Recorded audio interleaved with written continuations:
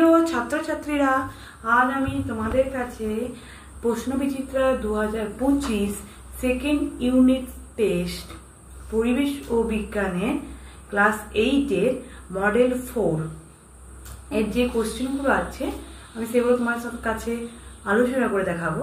প্রথম কোশ্চেন আছে, দেখো, কোন পদার্থের আপেক্ষিক তাপ সবচেয়ে বেশি? এ লোহা, বি তামা, সি সীসা, ডি জল। উত্তর হবে ডি জল। দুয়ের দাগের হিমমিশ্র হলো এ বরফ ও জলের মিশ্রণ, বি বরফ ও সোডার মিশ্রণ, সি বরফ ও নুনের মিশ্রণ। এটা ডি হবে বরফ ও কর্পূরের মিশ্রণ। উত্তর হবে সি বরফ ও নুনের মিশ্রণ।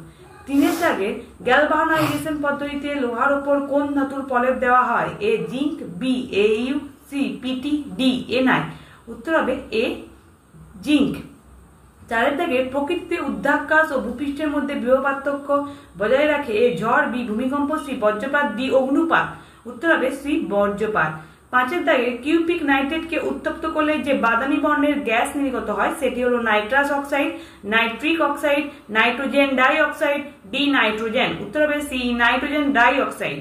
ছয়ের দাগে জলে অ্যামোনিয়াম ক্লোরাইড দ্রবীভূত করলে যে বিক্রিয়া ঘটে সেটি হলো এ তাপমুচি ভৌতিক পরিবর্তন, বি তাপমুচি রাসায়নিক পরিবর্তন, সি তাপগ্রাহী ভৌত পরিবর্তন, ডি তাপগ্রাহী রাসায়নিক পরিবর্তন। উত্তর হবে সি তাপগ্রাহী ভৌত পরিবর্তন। দুয়ের দাগে দেখো, 100 ক্যালোরি তাপ যোগ করে 5 গ্রাম জলের উষ্ণতা কত ডিগ্রি সেলসিয়াস বাড়বে? যেটা রায়মার্টিনের সহায়িকাতে পেজ নাম্বার 93 দুয়ের দাগের যে অঙ্কটা আছে একই রকম, এটা অবশ্যই তোমরা বাড়িতে প্র্যাকটিস করে নেবে। দুয়ের দাগে দেখো, Fe প্লাস Cu2 প্লাস সমান Fe2 প্লাস Cu পদার্থ বিক্রিয়ায় কোনটি জারক ও কোনটি বিজারক? এখানে উত্তর হবে Fe বিজারক, Cu2 প্লাস জারক। ঠিক আছে। তিনের দাগের এমন একটি পদার্থের উদাহরণ দাও যা একটি ধনাত্মক অনুঘটক এবং কঠিন বিজারক। উত্তর হবে ম্যাঙ্গানিজ ডাই অক্সাইড। চারের দাগের এমন একটি পদার্থের নাম করো যার গলনাঙ্ক ও হিমাঙ্কের মান আলাদা। এটা উত্তর হবে পিচ। পাঁচের দাগের লোহার উপর নিকেলের প্রলেপ দিতে লোহাকে ব্যাটারি কোন মেরুতে যুক্ত করতে হবে?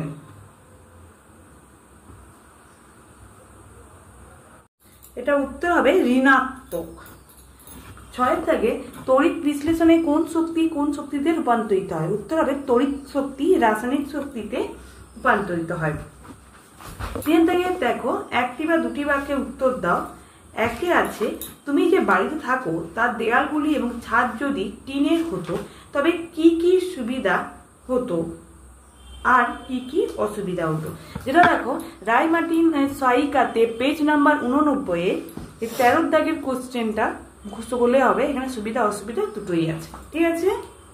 তারপরে দেখো, দুয়ে দাগ বজ্রপাতের সময় প্রচুর শক্তি উৎপন্ন হয় কেন? যেটা আমি তোমাদেরকে দেখিয়ে দেব টেক্সট বইয়ের পেজ নাম্বার 154-তে। এখান থেকে এতটা পর্যন্ত লিখলেই হবে।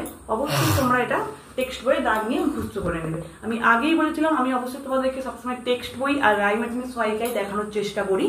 ঠিক আছে।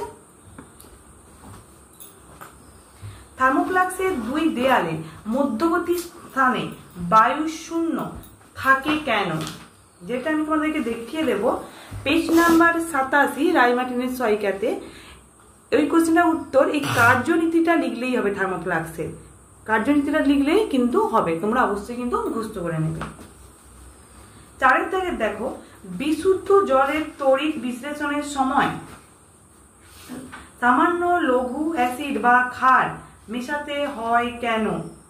এটা হচ্ছে উত্তরটা হবে, দেখো পেজ নাম্বার 244-এ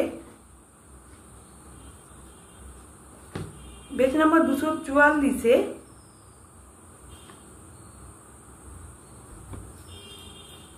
তোমাদেরকে আমি দেখিয়ে দেব।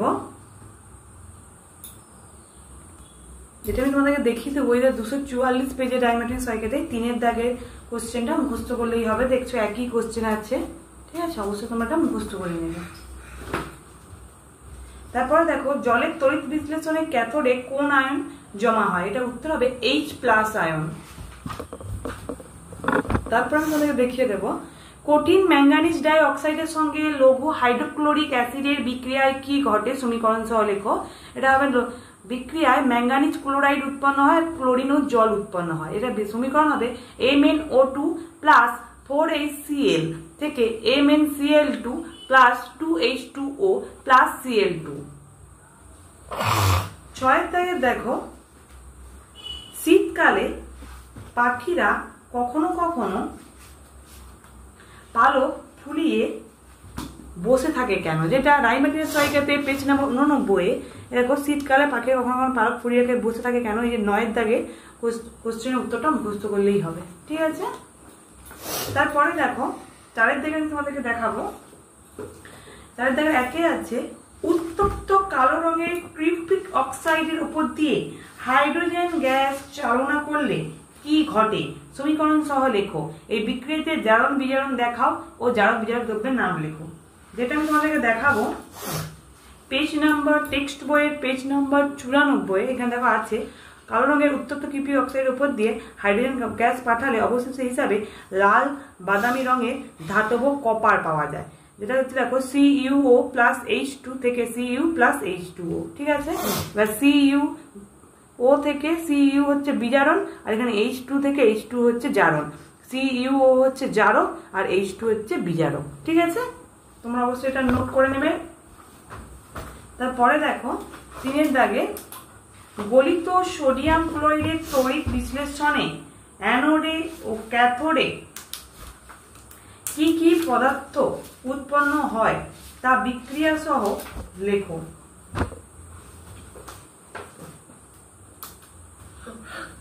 দেখো এই যে গলিত সোডিয়াম ক্লোরাইডে কি কি পদার্থ উৎপন্ন তা বিক্রিয়া সহ লেখো।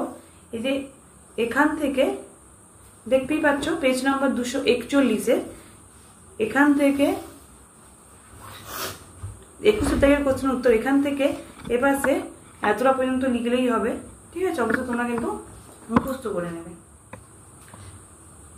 3 দাগের দেখো, 3 দাগের কি কোশ্চেন আছে, তড়িৎ লেপন কি?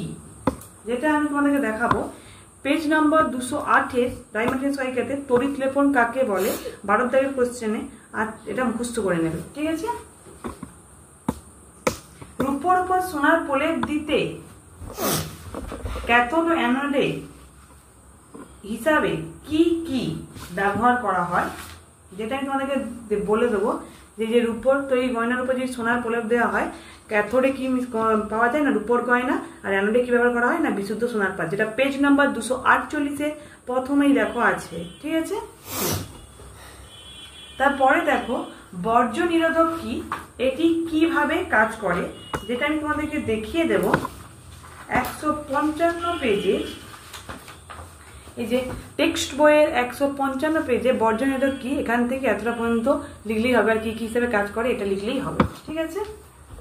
লাইফ সায়েন্স দেখো একে আছে, মল পক্স ব্যাকটেরিয়া ঘটিত রোগ, বি আর্দ্র প্রাণী ঘটিত রোগ, সি ভাইরাস ঘটিত রোগ, ডি ছত্রাক ঘটিত রোগ। উত্তর হবে সি ভাইরাস ঘটিত রোগ। 2 দাগের প্রদত্ত কোনটি মাইনর কাপের উদাহরণ? এ রুই, বি কাতলা, সি মৃগেল, ডি বাটা। উত্তর হবে ডি বাটা। 3 দাগের প্রদত্ত কোনটি মুরগির মাংস উৎপাদনকারী জাত নয়? এ লেগহর্ন, বি আসিল, সি চিটাগাং, ডি বার্মা। উত্তর হবে এ লেগহর্ন।